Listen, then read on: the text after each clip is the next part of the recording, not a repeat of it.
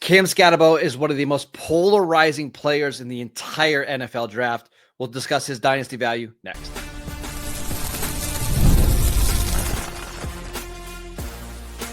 You are Locked On Dynasty Football, part of the Locked On Podcast Network. Your team every day. Here are your hosts, Mosher and Kate Magdziuk. Welcome back to the Locked On Dynasty Football Podcast, part of the Locked On Podcast Network, your team every day.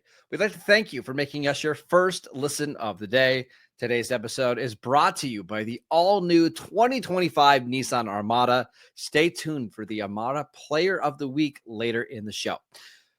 Welcome back. I am your host, Mosher. You can follow me on Twitter at Marcus_Mosher. Joining me today, as always, is Kate Magdziuk. You can follow her on Twitter at Kate Magdziuk. You can also check her out at several different other websites. You've probably seen her on Pro Football Focus and others before. On today's show, we're discussing Arizona State running back Cam Skattebo, who, when I was watching him during the season, I thought, oh, this is a fun college player, Kate, but it doesn't really translate to the NFL. I just don't see him. He's going to be a fine, 5th, 6th, 7th round pick and be a, third running back in the NFL. But as I started to watch more of the tape, I started to like him a little bit more and a little bit more and a little bit more. What did you see when you watched the tape? Man, he is such a fun running back. Now, I don't know that he's necessarily your type of running back, Marcus, but he is absolutely my type of running back. He is a bruiser. He is a runner that runs with a vengeance every single time he touches the football. There's nothing that he really won't do. He'll do the dirty work. He will get the yards after contact. He will take those tough hits that sometimes he shouldn't. But he is a very special running back in the way that he approaches the game. And I think from like an attitude standpoint, you're going to love watching him because this dude just wants to play football. He wants to hit. He wants to be physical. And that unique ability that he has with the play strength component paired with that attitude makes him a really fun watch. He's the type of running back that just adds juice to your offense, right? But not big play juice. He brings like this physicality, and he's fighting for every yard, and that's a good and bad thing. But he is somebody that I think you want on your team because he brings a sense of competitiveness and attitude that's kind of hard to find. Okay, let's talk about some of his strengths and weaknesses as a player. For sure. He's 23 years old, so he's one of the older running backs in this class. But again, a lot of strengths here to like about Cam Skattebo and his upside that he brought to this Arizona State offense. Really all comes down to contact balance, his urgency as a runner, and his versatility. Not just a productive runner on the ground. He led the Big 12 in scrimmage yards, but he ranked third in the FBS with 543 receiving yards, average 12.3 yards per reception, ranked 11th, 1.95 yards per route run, that ranked 10th among running backs, 129.4 passer rating when targeted, that ranked 7th. That tells you, I think, a lot because he's also very productive on the ground, 1,700 rushing yards, 21 touchdowns, led the Big 12 in those categories. Like, he is a productive guy in pretty much every measure of the word. And again, he's so physical. I am exhausted when I'm watching Cam Skattebo's tape. Let's talk about his versatility a little bit because you kind of touched on it. He really good as a receiver, 4.3% career drop rate, like just super reliable hands. Good pass blocker. 19 career passing attempts for 191 yards and 3 touchdowns. He also punted 8 times during the 2023 season. 3 times he had a punt of over 50 yards. And in 2024, he's still this, Heisman Trophy candidate. He's playing on kickoff return stuff, and he's playing on kick coverage. Like, he's running down the field, making tackles and kick coverage. He could just do it all. You've seen him being used as a lead blocker. You can see him being used out of the slot or out wide. Just does a little bit of everything. And I think that's going to be very endearing to a coaching staff. He's not going to be used as a punter. He's not going to be used on kick coverage teams. But the fact that he did it in college shows that he's a team player and that he's going to do whatever it's needed to be successful in the NFL. And I'm telling you, that goes a long way with coaches. The more you can do, the more you can stay on the field. Yeah, the scrappy work, he doesn't mind. And he really was just the lifeblood of that entire team. You mentioned like the special teams contributions. NFL teams love that, right? NFL teams will always love the ability to contribute on special teams. You love the fact that it didn't really matter what your ask was of Cam Skattebo. He did it and did it with attitude and vengeance and power. And that's what you love. But for as much as we love the tape, there are some weaknesses to his game that we need to talk about. And I think the biggest one that we need to focus on is just his general burst. He is not a burner. He is like, that's especially going to be kind of contrasted to a lot of these running backs that in this class, we have a pretty athletic running back class. This group has some speed. This group has a lot of burst and upside. He's average in that category. Yeah, I mean, the testing numbers were decent. He had a 39.5-inch vertical and a 123 broad. Those are very good. And you see that in his game. Like his lower body explosiveness is there. That's why he's able to absorb so much contact. But the speed is not good. At his pro day, 4.65, 40-yard dash. Doesn't have elite speed, and it shows up on tape. The number of times I'm watching the tape and you see him getting caught from behind, or linebackers who have bad angles on him are able to bring him down. There's just not a lot of acceleration, and there's really no top-end speed, but he's managed to be successful. But that's actually not, Kate, my biggest concern with Skattebo. It's that he takes too much contact. 822 career touches, and he just makes zero effort to protect himself. Like we talked about Jaden Daniels being compared to Johnny Knoxville last year. Skattebo's like Steve-O a little bit, just no regard for his body at all. And I get it. When you're undersized and you don't have elite athleticism, you've got to make up for it somewhere.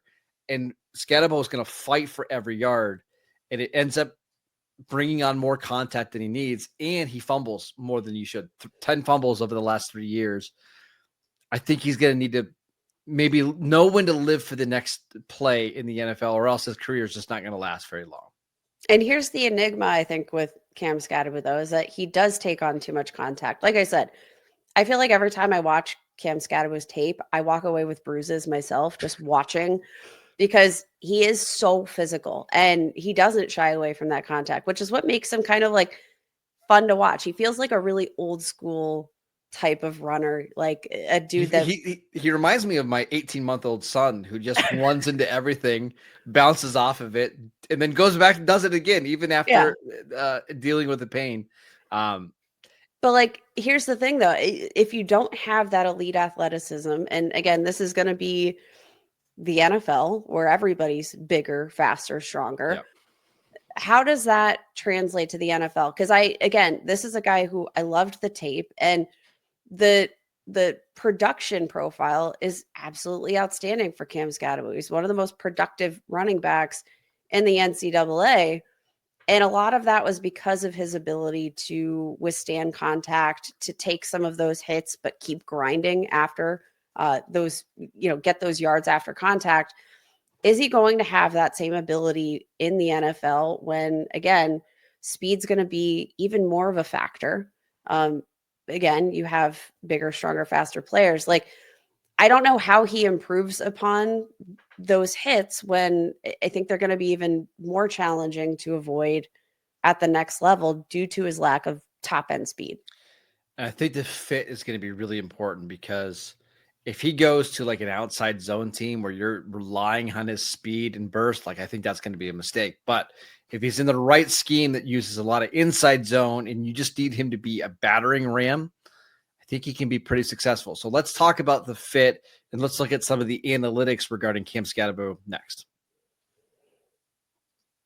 This episode is brought to you by Nissan. The Armada Player of the Week is brought to you by our friends at Nissan and the all-new 2025 Nissan Armada.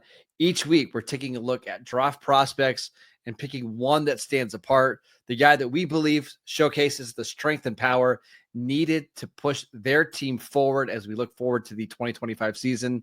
And this week's Armada Clear-Cut Player of the Week, of course, is Cam Skattebo, who is rugged, he's durable, he's reliable and powerful, just like the 2025 Nissan Armada.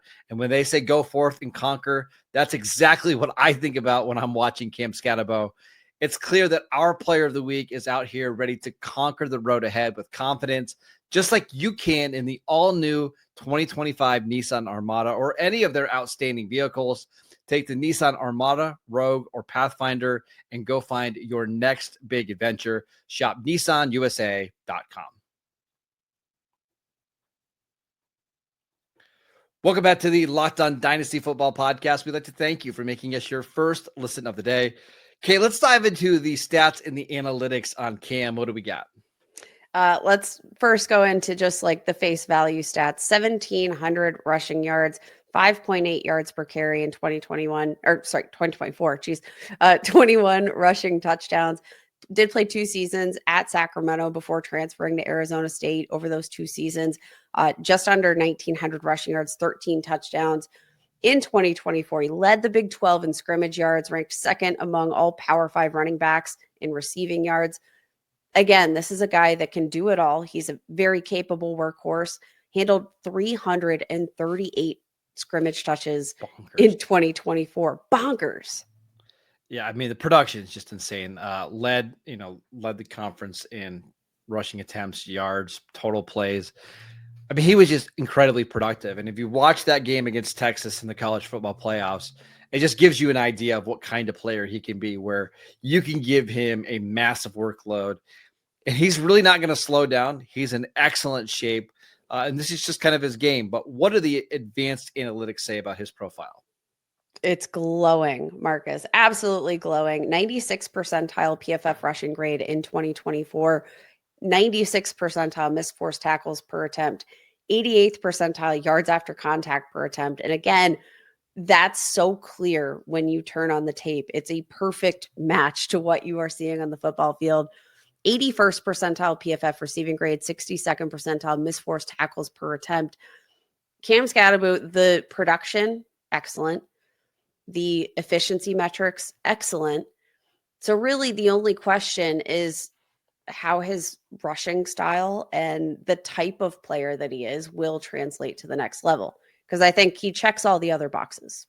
So right now on the Athletics consensus board, he is a little bit lower than I think what people anticipate. He's behind players like Dylan Sampson and Caleb Johnson. He's 80th overall, which I think feels about right. Like, to me, I want your thoughts. He feels like a 3rd round running back to me. Is that fair? I could see it. I could also see him falling, though, because this is a very interesting running back class. So I think it is going to depend on what these teams are valuing. Because if you're valuing Cam Skattebo, the player, we mentioned how there are so many qualities that he has that an NFL coaching staff would find endearing to them. The grittiness, the toughness, the willingness to do the dirty work. You love the production profile, but there are also some things that, like, maybe the red flags, the fumbling. And of course, that has to do with his kind of battering ram rushing style. And then you have the question mark about the top end speed. Like, is that just going to take him off some teams' draft boards?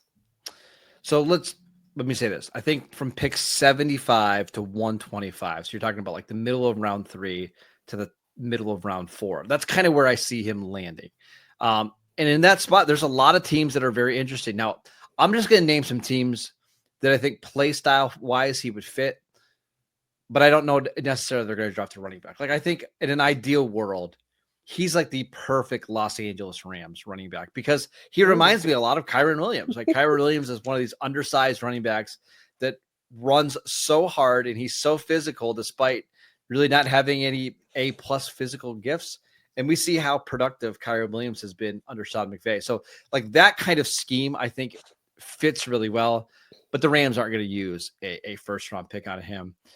What about a team, okay, like the Kansas City Chiefs? And we'll talk about some player comps in a little bit because he reminds me of a former Chiefs running back. What about him as like the inside running back to pair with Isaiah Pacheco? I actually love that fit. You mentioned that an inside zone scheme is going to be really good for Isaiah Pacheco. The Chiefs actually ranked third in terms of inside zone run concept percentage per PFF in the 2024 season, 32%. I do think that's a really interesting pairing because you do have Isaiah Pacheco, who we know isn't necessarily going to be that prototypical workhorse. We know that the questions around how much work you can give him on any given game, like that is a big concern, I think, for the Chiefs in general. Cam Skattebo, you do not have those concerns. Nope. Again, he's the guy that can do a little bit of everything. You have a very unique offensive system that likes to get a little wild sometimes, likes to experiment. Like, I could picture Cam Skattebo having a lot of fun in the Kansas City Chiefs offense. I'm going to give you a couple other ones that I really like. What about the Cleveland Browns? I think the Browns have an interesting running back situation right now. Nick Chubb is a free agent. I don't know how much they believe in Jerome Ford, but Ford's a great athlete. I feel like Skattebo in a Kevin Stefanski's offense where he's just asked to run downhill and be physical makes a lot of sense. And then Kate, what about the Baltimore Ravens, right? He doesn't have to be the speed guy. You know, he doesn't have to be the guy that's creating these big runs, but just get downhill, running the RPOs with Lamar Jackson, running the read options. I could see him being like Gus Edwards 2.0 in Baltimore. Gus Edwards 2.0 feels kind of right. And I mean, honestly, I don't necessarily know that there's a ton of spots that I don't like him. Obviously, the roadblock for Cam Skattebo in 2025 would be that Derrick Henry in that Baltimore Ravens offense. But like, he is a guy that I think could hit the ground running immediately, or he could play this complementary role. And I could picture both outcomes very vividly. So here's what I'm afraid of, and I think you're right. Like, I'm looking at a team like the Bengals picking at 81, right? They obviously like Chase Brown quite a bit, but Chase Brown is like the outside zone, get him in space. I love that fit. I love that fit. And I love it for like the Bengals. Like, I think Skattebo and Chase Brown together make a ton of sense, right? Like, both guys can make plays as receivers, but they're two very different style of runner. Brown is the explosive big play merchant, right? And Skattebo is the guy that, hey, it's 3rd and 2. We need to convert this. But I think from a dynasty perspective, it scares me that he's going to end up in a backfield like that, where he's slated in to just be a between the tackle guy, and he's getting 13, 14 touches a game, but we never feel comfortable starting him in our fantasy in our dynasty leagues.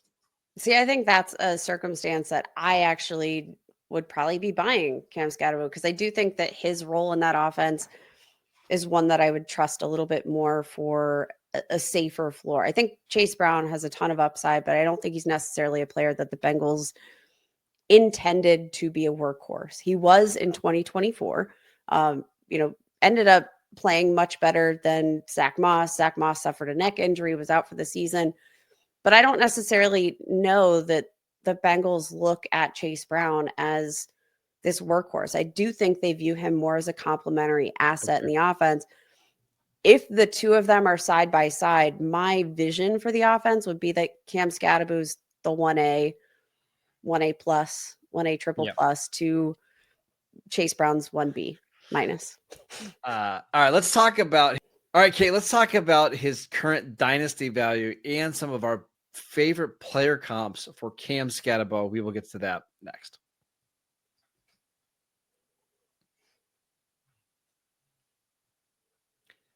Welcome back to the Locked On Dynasty Football Podcast. We'd like to thank you for making us your first listen of the day. For your second listen, check out the Locked On NFL Draft Show with Damian Parson and Keith Sanchez.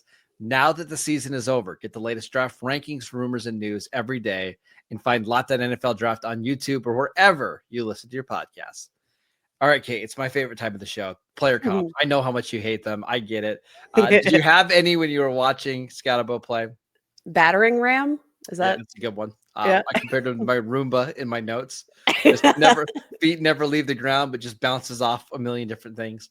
Okay, give me a real NFL comp, Yeah, Marcus. I'm going to give you one. I'm going to give you the size of this player. You see if you can guess who it is. So this player coming into the NFL Combine, 5.095, which is the exact same as Cam Skattebo, 216, 4.62, 40-yard dash with very, we'll say above average jump scores.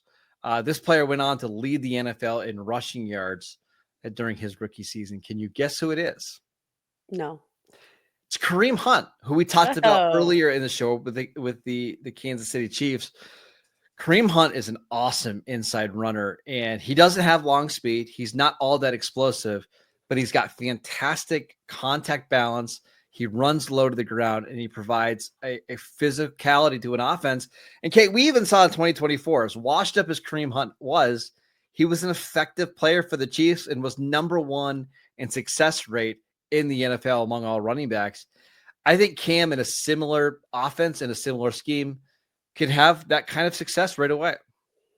I do love that as an example of what a player with maybe that lack of top end speed can do if they have the skill sets that Cam Skattebo has, right? Like the ability to bounce off contact. You mentioned the Roomba. Like that's if a battering ram and a Roomba made a baby, that baby would look a lot like Cam Skattebo in the football field. And I think that's a really good example because, again, that lack of top end speed can be a problem, but there is still a pathway for a very productive career. Now, like, let's talk about Kareem Hunt because in general, like you mentioned, washed, came off his couch in 2024 and ended up being a very productive runner.